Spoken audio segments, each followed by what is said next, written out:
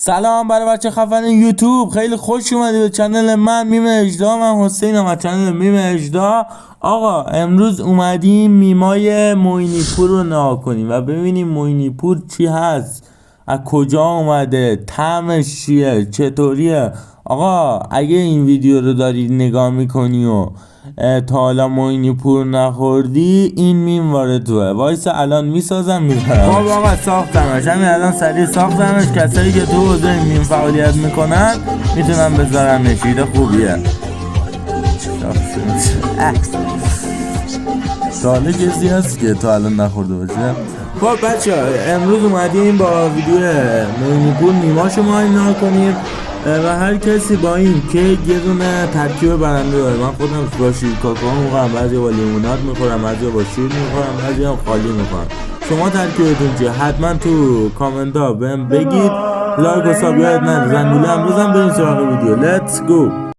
بله بچه این اکسپلور منه که تا بازش میگم موینی پور میپره تو صورتت. این اولین می بهترین کیک جهان وجود نداره. واقعا عالی. پولات خرجی چی میکنی؟ نه واقعا موینی پور یه شاهکاره. حتما ترکیبتون رو بگید تا ببینیم چی با موینی پور خوبه. واقعا عالیه، شاهکار. وقتی زنون کاکائو بسته، وقتی تا میگه بسته یکی دیگه. اینا ترکیباییه که دارم. حالا این موینی پور رو بچه این تو شهر ما کمبود موینی پور داریم. موینی پور قرمزش هست، این یکیش نیست. سلیقه رفیقم سلیقه من جاست.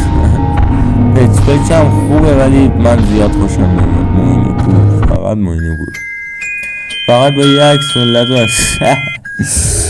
آقا چه خوشحاله میدونی اچی من بعدم بود دادم. خیلی با لذت میخوره این داداشم. وای موینی پور قدیمی، موینی پور ما این جدیده رو تو شهرمون نداریم. کمبود موینی پور شهرمون هم حالا نمیگم اسمش رو فعلا. من اینو تست نگم، اگه تست کردید بید. من وقتی که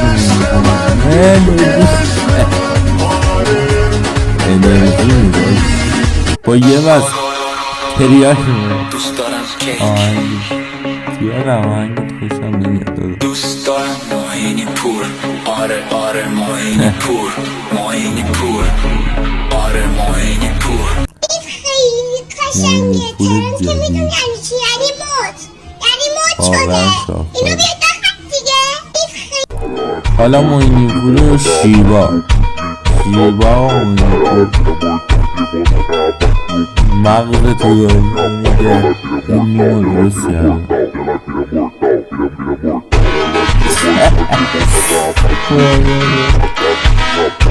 موینی پور آنجا.